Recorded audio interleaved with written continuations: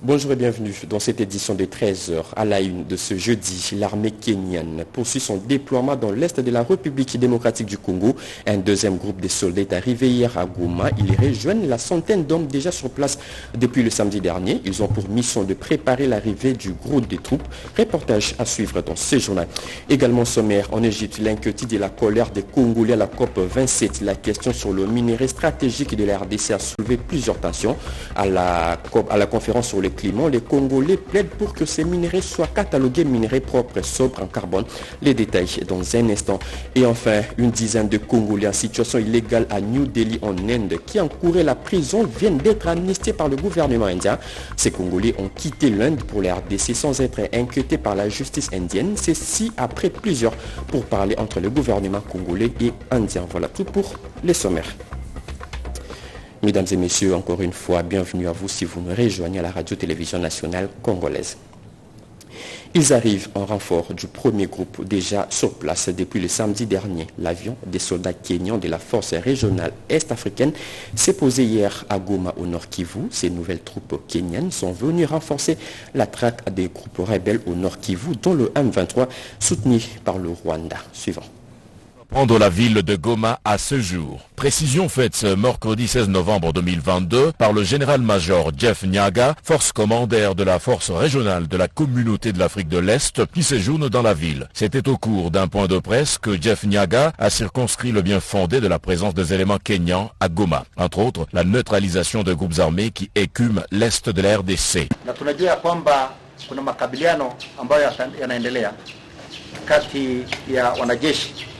Nous sommes en parfaite collaboration avec les FARDC. Je veux dire à quiconque veut m'entendre, personne ne prendra la ville de Goma. Dans son mot de bienvenue, le sous-chef d'état-major adjoint des FARDC en charge des opérations et renseignements, le général-major Chico Chintambwe Jérôme, se dit optimiste quant à la réussite de la mission offensive conjointe pour ramener la paix. Au nom du peuple congolais, au nom du président de la République et du chef d'état-major, je vous souhaite bienvenue chez nous. Et j'espère qu'avec votre arrivée, beaucoup de choses vont changer et nous allons évoluer dans une mission offensive afin de ramener la paix dans notre pays, la RDC, avec en priorité le M23 et cette agression rwandaise, y compris les FDLR aussi, et le reste des groupes armés locaux qui pullulent dans l'Est de la République. Et avec votre appui, avec l'appui de la communauté est-africaine, j'espère que nous allons ramener la paix. Le force commandeur a souhaité plein succès à toutes les troupes des pays membres de l'EAC qui interviennent pour le rétablissement de la paix dans l'Est du pays. Signalons que dans la délégation kenyane figurait l'ambassadeur Georges Massafou, accrédité à Kinshasa, et d'autres unités arrivées ce mercredi. Nouvelle condamnation de l'agression rwandaise. Les jeunes de l'Union sacrée se sont exprimés comme eux. Les confessions religieuses dans une déclaration soutiennent l'armée et encouragent l'enrôlement massif de jeunes dans l'armée. C'est un reportage de Jojo Ndibou Kaboul. Sauvons les Congo, deuxième épisode, une initiative du mouvement de réveil de la jeunesse congolaise. Il consiste à sensibiliser les jeunes à un enrôlement massif au sein des forces armées devant les confessions religieuses. Le MRJCO avait pensé que si chacun de 800 partis et regroupements politiques mobilisait 100 jeunes, on aurait 800 000 recrues. Et si environ 5 000 églises mobilisaient chacune 50 jeunes, on aurait 250 000 jeunes. Décor, la Ligue de jeunes de l'Union sacrée de la nation condamne avec la dernière énergie l'agression du M23 sous couvert par le Rwanda. Nous, présidents des ligues de jeunes des partis et regroupements politiques, membres de l'Union sacrée de la nation, vision du président de la République, Félix Antoine Tshisekedi Tshilombo, chef de l'État, soutenant la vision du président de la République, condamnant les gels du matériel militaire suite à ce que nous qualifions de complot des grandes puissances, avons décidé de mettre en place une structure technique dénommée Synergie des vigilants pour la nation, qui devra mettre des stratégies manifestes Enfin, d'assurer une vigilance patriotique et responsable pour la nation. D'une déclaration à une autre, le parti politique Congrès national africain pour le réveil du Congo s'énarque ainsi. Analysant la situation sécuritaire de notre pays, constate la dégradation de la situation sécuritaire dans la province du Nord Kivu, apporte son soutien au chef de l'État, son Excellence Félix Antoine Tshisekedi Tshilombo et aux institutions de la République, notamment les forces armées de la République démocratique du Congo, condamne avec la dernière énergie la énième agression du Rwanda qui opère actuellement sous couvert des terroristes du M23. Il invite la communauté internationale à condamner le Rwanda et à lever cet embargo voilé. Les jeunes appelaient à s'adhérer massivement dans l'armée pour défendre la patrie en agression. Cet appel est du parti politique Rassemblement démocratique pour la République. Jean-Pierre Ndolo Demazou.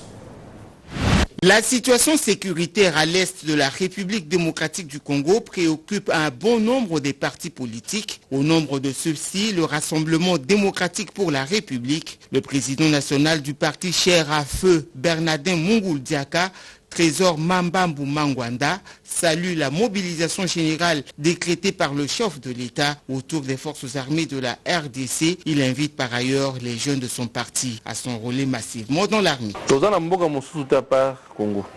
Le Congo est notre patrimoine commun. Aucune superficie du territoire national ne sera occupée.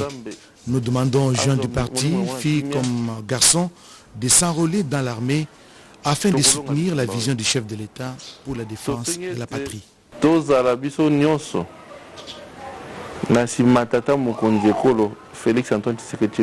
Le président national du RDR s'oppose à toute forme de négociation avec le M23. Il réclame le retour des éléments du M23 au Rwanda avant toute négociation. Pour Trésor Mambambu, la République démocratique du Congo doit à tout prix pacifier l'Est du pays avant les élections qui pointent à l'horizon.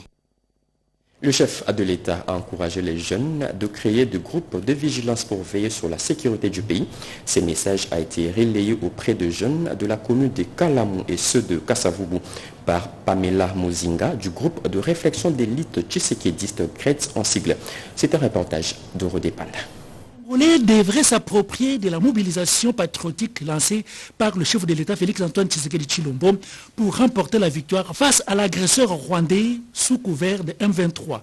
Pour ce faire, les groupes de réflexion d'élite tshisekédiste CRET, structure sociopolitique au sein de l'UDPS sous la direction de Pamela Mozinga, présidente de la Ligue des femmes ville-province Kinshasa, a pris la résolution d'expliquer ces messages du chef de l'État à tous les membres. C'était au cours d'une matinée politique organisée dans la salle Milhouse, commune de Kasavubu. La base des deux communes, Kasavubu et Kalamu, a été conscientisée sur l'amour de la patrie en appliquant les messages du commandant suprême des armées et de la police avec soutien au FARDC. Affectueusement appelé la lumière des communes de Kasavubu et Kalamu, Pamela Mozinga a encouragé les jeunes à l'enrôlement dans l'armée, meilleure façon d'aimer et de défendre son pays. Et la vigilance doit être de rigueur pour dénoncer tout mouvement suspect à ses côtés. En tant que GRET, nous sommes un groupe de réflexion. Nous avons réfléchi par rapport à l'appel à la mobilisation générale que nous invite le président de la République.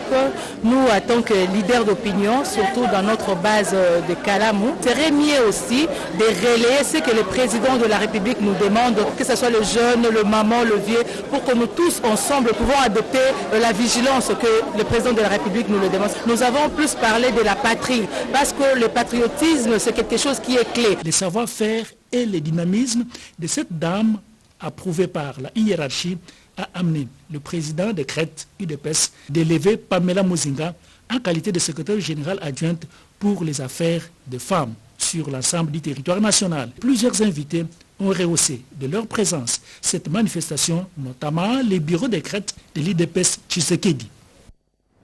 L'ancien président de la Convention démocratique de l'UDPS, Victor Wakwenda, n'a ni qualité ni mandat de destituer le secrétaire général de cette formation politique en RDC. Propos de présidents fédéraux de l'UDPS qui disent apporter tout leur soutien à Augustin Kabouya. Alain Bikaï. Condamnation de 4 fédérations de la ville-province de Kinshasa suite au comportement d'usurpation de fonctions de M. Wakwenda Victor et sa bande au sein de l'UDPS Tshisekedi. Il serait malhonnête et surtout cupide de la part de celui qui s'est autoproclamé président de cet organe très important du parti, à l'absence de toutes les composantes que nous venons de citer si haut. Peut-il nous donner la date et la décision du président du parti ayant rendu publiques les résolutions de l'Assemblée avant de les rendre opposables à tous? Le poste de président de la CDP appartient statutairement au président de la fédération ayant occupé alphabétiquement la position favorable. Et Wakwenda représente quelle fédération? La présidence de la CDP n'est pas éternelle. Elle est rotative tous les 6 mois. De quel texte Wakwenda tire le pouvoir de destituer le secrétaire général, qu'il n'a pas nommé, ainsi que certains membres des comités fédéraux? Nous voulons apporter définitivement un éclairage à toute opinion nationale et internationale en demandant à M. Wakwenda Victor d'apporter un document officiel ou même un procès verbal de son élection et encore moins une décision de sa nomination en cette qualité. Comment construire la confiance entre les banques et les épargnes en RDC? Au Sénat, un projet de loi sur cette question et le contrôle des établissements de crédit sont sous analyse approfondie à la commission ECOFIN. Le ministre des Finances y a donné tous les détails devant les sénateurs en commission. Edith Chalakatala pour plus de précision. La commission économico-financière du Sénat a travaillé d'arrache-pied afin de présenter son rapport à la plénière de la Chambre haute du Parlement, dont elle avait reçu mission d'examiner le projet de loi relatif à l'activité et au contrôle des établissements de crédit. Durant ce délai, lui accordé par la plénière, la commission ECOFIN a reçu des explications claires du ministre des Finances, de la gouverneure de la Banque centrale, des mandataires des régies financières, ainsi que de l'Association congolaise des banques en rapport avec le projet de loi initié par le gouvernement. Une fois votée et promulguée par le chef de l'État, cette loi qui est actuellement examinée en seconde lecture au Sénat va sécuriser non seulement les investissements du secteur bancaire, mais aussi les épargnants qui sont souvent victimes des mauvaises pratiques de certains établissements de crédit. Il est question de rendre davantage compétitifs nos banques. De rendre davantage nos banques, cela voudrait aussi rassurer tous les épargnants. Vous savez, que ce soit vous, nous et tout le monde, nous sommes clients de banques. Il est question comme ça d'assurer, n'est-ce pas, à travers cet arsenal juridique, les épargnants, tous ceux-là qui voudraient travailler dans le secteur des banques, notamment de nouvelles banques qui sont intéressées à venir investir en République démocratique du Congo dans ce secteur-là, les assurer par cette loi pour arriver à donner une bonne image, n'est-ce pas, de notre République, de notre pays à travers les secteurs bancaires. Pour être un peu précis, la journée d'aujourd'hui, nous avons dû aborder deux aspects de choses, notamment la gouvernance dans le secteur bancaire et aussi les mesures incitatives. Les travaux d'audition des gestionnaires de la Res Publica se sont déroulés sous la conduite du président de la Commission économique, financière et bonne gouvernance du Sénat, Moïse Ekanga. Celui-ci réserve la primeur du rapport à la plénière qui sera convoquée incessamment. À présent, direction Sharm el-Sheikh en Égypte où se tient la COP 27. La question sur le minerai stratégique de la RDC a soulevé de vives tensions à la conférence sur le climat. Les Congolais plaident pour que ces minéraux soient catalogués, minéraux propres, sobres et encore bons. Les détails avec notre envoyé spécial Néné Maïzana. L'industrialisation des nouvelles opportunités pour la valorisation des minerais de la République démocratique du Congo, c'est la présentation de la cellule technique du ministère des Mines à la COP 27 à Sharm el-Sheikh en ce qui concerne la chaîne des valeurs. Les coordonnateurs ont souligné le fait que les métaux nécessaires à la chaîne des valeurs de l'industrie verte sont le lithium, le nickel, le cobalt et la manganèse. Ces pays regorgent des minéraux des métaux stratégiques. Ce sont des métaux qui interviennent dans des technologies de pointe, comme les téléphones qu'il y a du tantal. Nous avons le cuivre et le cobalt. On ne peut pas parler de voitures électriques sans parler de cobalt. Nous parlons maintenant de l'édition dont la société va entrer en production l'année prochaine. Donc il faut comprendre que du point de vue écologique, la RDC amène une solution importante par rapport à ce qu'il détient comme réserve. Considéré comme le pays qui va pourvoir à ces minerais stratégiques. Mais pour y arriver, il faut les connaître. Pour les connaître, il faut faire donc de la recherche. Et lorsqu'on fait la recherche, on trouve et on peut savoir maintenant la solution qu'on propose va durer combien de temps. Mais par ailleurs, cette solution qu'on propose, il doit être financée, mais il y a aussi un coût que nos générations futures vont subir. Et donc, il faut, à partir de cela, qu'il y ait une meilleure rétribution de notre effort que nous allons faire. La République démocratique du Congo accélère la recherche géologique pour la découverte des nouveaux gisements de minerais de la transition énergétique. Aigle chez les intimes et ses fans, l'artiste et musicien Fally Ipupa, intronisé prince de la culture Ekunda. La ministre de la Culture lui demande de protéger l'identité des Ekunda présentes dans 13 provinces de la RDC. Catherine Foura-Katungu l'exhorte aussi à sauver ses œuvres culturelles en zone d'insécurité. C'est un reportage de Mireille Ndek. Cette cérémonie à caractère purement culturel garde tout son sens. Après une prestation réussie au stade de martyrs de la Pentecôte le 29 octobre dernier et l'obtention d'un disque d'or, l'artiste musicien Fally Ipupa, autrement appelé par ses fans DiCaprio la merveille Aigle, vient d'être intronisé comme prince de la culture Ekunda par l'espace Grand Bandundu, Équateur et les Anamongo.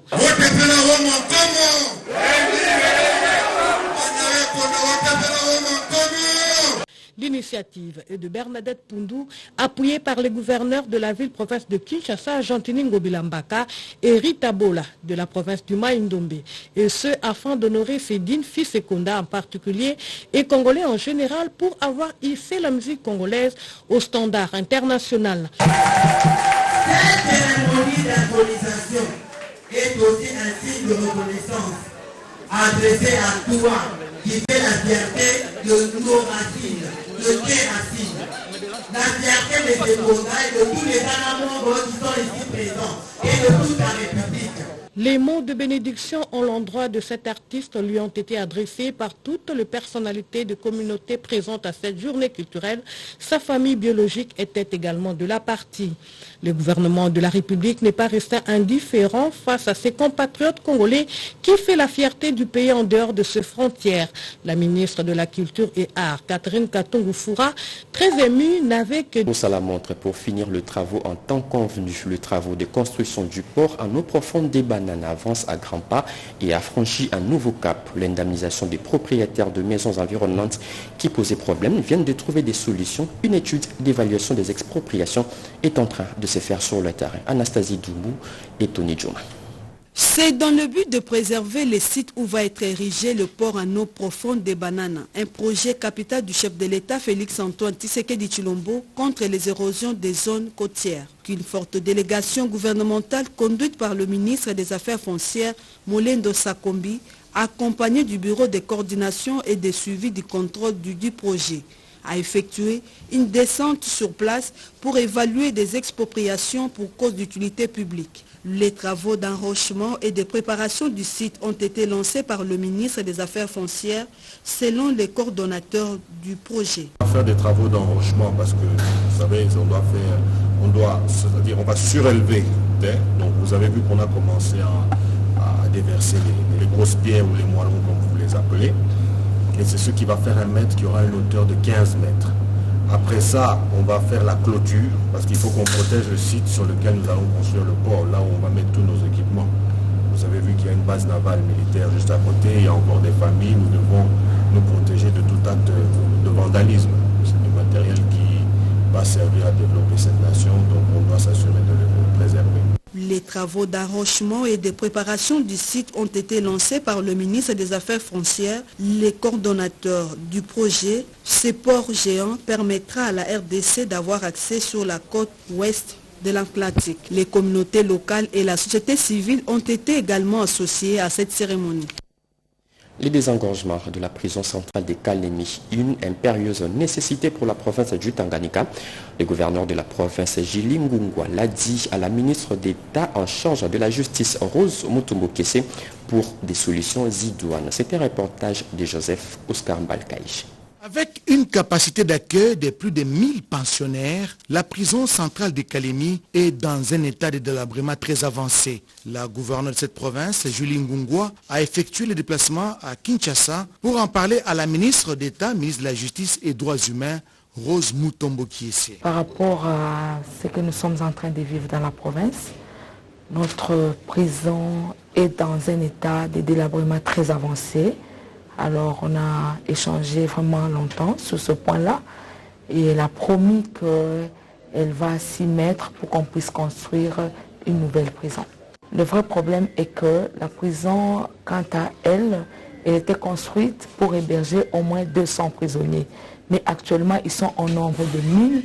Ils sont en train de mourir par étouffement. La réaction de la ministre de la Justice et garde des Sceaux, Rose Mutombo, a été positive. Elle a promis à la gouverneure de Tanganyika de s'impliquer au niveau du gouvernement central pour qu'une solution urgente soit trouvée dans les meilleurs délais. Je demanderai au gouvernement central d'y penser et que ces prisonniers-là, ce sont des personnes qu'on peut récupérer. Ils peuvent nous être utiles plus tard. Il faut qu'on prenne soin d'eux.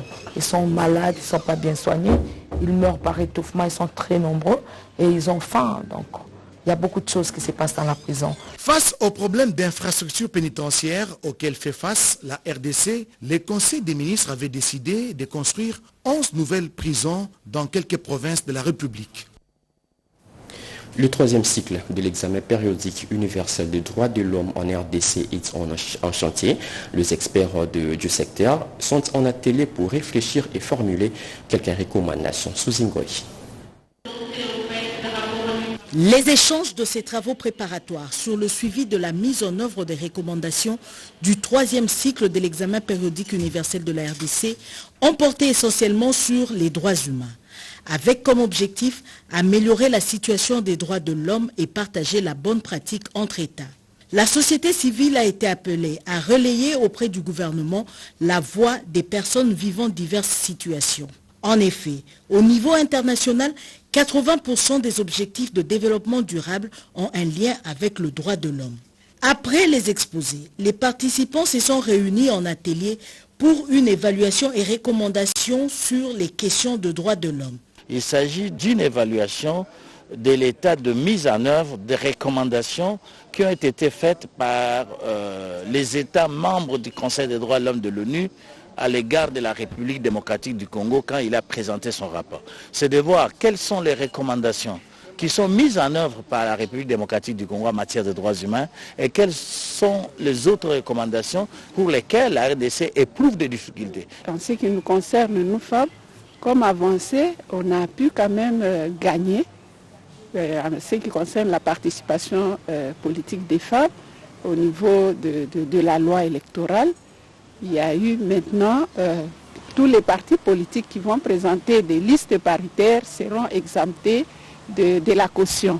C'est bien sûr, nous attendions à une mesure contraignante, mais ça c'est une contrainte positive. Les avancées, défis et recommandations seront présentées à la réunion multipartite des rapports intermédiaires de l'examen périodique universel.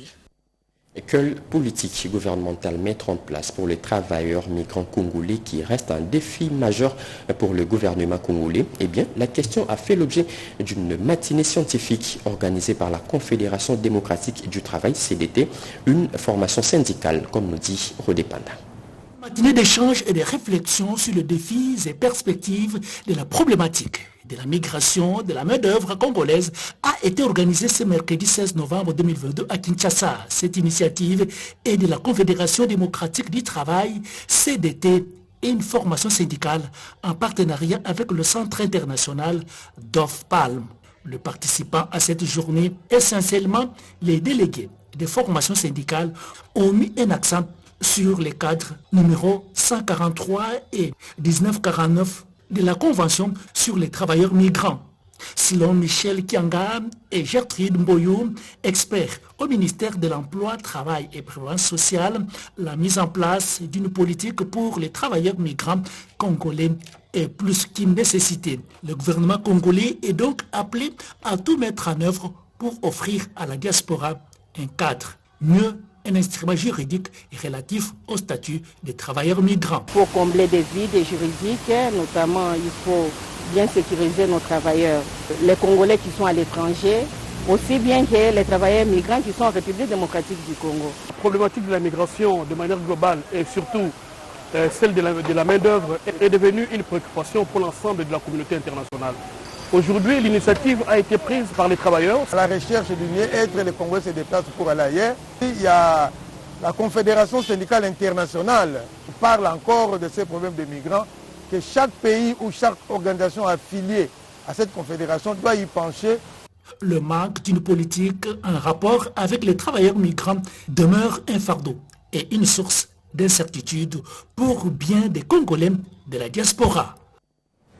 Au moins 17 Congolais en situation illégale en Inde viennent de regagner Kinshasa, la capitale congolaise. Ces Congolais qui encouraient plusieurs années de la prison viennent d'être amnistés par le gouvernement indien. Une amnistie obtenue après plusieurs jours de négociations entre le gouvernement congolais et indien. Djodjon Tiboukaboul. Faisons suite à l'appel lancé par le président de la République, Félix Antoine Tshisekedi Tshilombo, à nos compatriotes vivant à l'étranger en séjour illégal de rentrer au pays. L'ambassade de la RDC à New Delhi, en Inde, a obtenu l'amnistie du gouvernement indien à ces sujets. Après plusieurs pourparlers avec le ministère des Affaires extérieures et le service de migration de l'Inde, l'ambassade de la RDC vient de procéder au retour volontaire de 17 compatriotes congolais bénéficiaires de la dite amnistie. L'ambassadeur Rosette Mosignamale invite les familles congolaises à se conformer aux lois de l'immigration régulière qui régissent l'entrée en République de l'Inde et de saisir cette opportunité de l'amnistie offerte par le gouvernement indien. Nous disons merci à notre ambassade, toute l'équipe. Vous ne saurez pas comprendre combien ça a été trop dur après avoir été en Inde pendant plusieurs années de sortie. C'est pas de l'aventure. Et c'est demander vraiment une forte équipe avec l'appui de notre ambassadeur pour que ça puisse être ce que nous sommes aujourd'hui. Et merci encore une fois de plus, que Dieu bénisse notre ambassade, bénisse notre pays. Et ceux qui vont venir après nous, soyez le bienvenu et la route est là. Nos compatriotes sont arrivés à Kinshasa le samedi 12 novembre 2022 à la satisfaction de leurs familles respectives.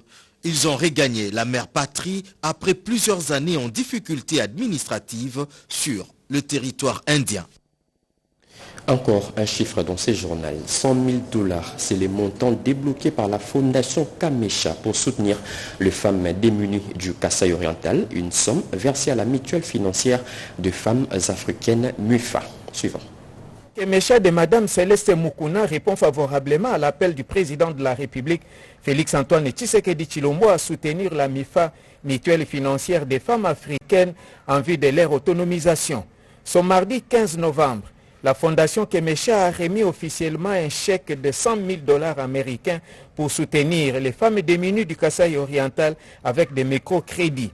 En recevant ces chèques de main du délégué de la fondation Kamesha venu représenter Madame Céleste Mukuna, la PCA MIFA Kasaï oriental Alphonsine Kavala a déclaré que ce montant de 100 000 $ américains est déjà matérialisé dans les comptes de MIFA. C'est pourquoi elle remercie le président de la République, Félix Antoine Tshisekedi Tshilombo, initiateur de cette mutuelle. Nous disons surtout merci au chef de l'État qui nous a donné l'occasion de vivre ces moments ici. Parce que c'est lui qui nous a construit le bâtiment que vous voyez. C'est lui qui a mis la femme du Kasaï oriental en valeur. Nous lui disons sincèrement merci. Alphonsine Kavala se réjouit de voir que dans l'espace de 6 mois d'existence de la MIFA au Kasaï oriental, 700 femmes ont adhéré et ont épargné selon leurs moyens. Elle lance un appel. J'invite les femmes du Kasaï oriental à s'élever, à se mettre debout pour venir épargner son argent à la banque MIFA. Il ne faut pas que les femmes restent à la maison à garder leur argent dans des sachets de peur de se faire voler ou de se faire bouffer par les rats ou les souris. Il faut venir épargner à la banque. Nous sommes ici pour la femme kassaïenne. Le retraité de 5 entreprises du portefeuille de l'État dont la SCPT et la SCTP en colère, ils ont manifesté devant les locaux du ministère des Finances pour réclamer le paiement des arriérés de leurs salaires qui s'élèvent à plusieurs tranches. Sur place, ils ont déposé un mémorandum, comme nous dit Maurice Mbewa et Serge Merlamata. C'est pour appuyer les revendications que tous ces retraités représentant les 5 entreprises du portefeuille de l'État ont organisé cette marche pacifique suivie d'un sit-in devant les locaux du ministère des Finances, affirmant qu'ils ne les lèveraient que s'ils obtenaient leurs droits. Ils ont saisi cette occasion pour déposer également un mémorandum contenant les cahiers de doléances auprès du ministre des Finances, espérant que celui-ci pourra leur donner gain de cause. Lors de cette manifestation, tous ces retraités ont réclamé la liquidation des arriérés de la tranche de leur décompte final qui leur est due au titre des salaires. C'est là, comme le gouvernement leur avait promis. Nous sommes indignés, nous voulons être payés dans les 24 heures. Qu'alors que nous sommes budgétisés pour l'année 2022, nous soyons seulement payés 4 mois sur 12. Nous sommes à la fin du mois. Jusque-là, on nous a payé que 4 mois pour cette année et nous totalisons 27 mois d'arriérés. Et au moment où nous parlons, il y a 3 DTO relatifs seulement au mois de mars, y compris un autre du mois de janvier qui n'ont pas encore été payés, qui sont en instance d'être envoyés à la Banque centrale. On ne sait pas pourquoi ça traîne. La manifestation a été organisée par les collectifs des ex-travailleurs des 5 entreprises du portefeuille de l'État, à savoir la GECAMINE, la SCPT et 3 autres banques, BCCA, BCCE et NBK. Mesdames et messieurs, merci de nous avoir suivis. Ce journal est complètement fini. L'actualité continue sur nos antennes. Retrouvez à 19h à Nimbalaka, 20h Anita Luamwa Tchala. Au revoir.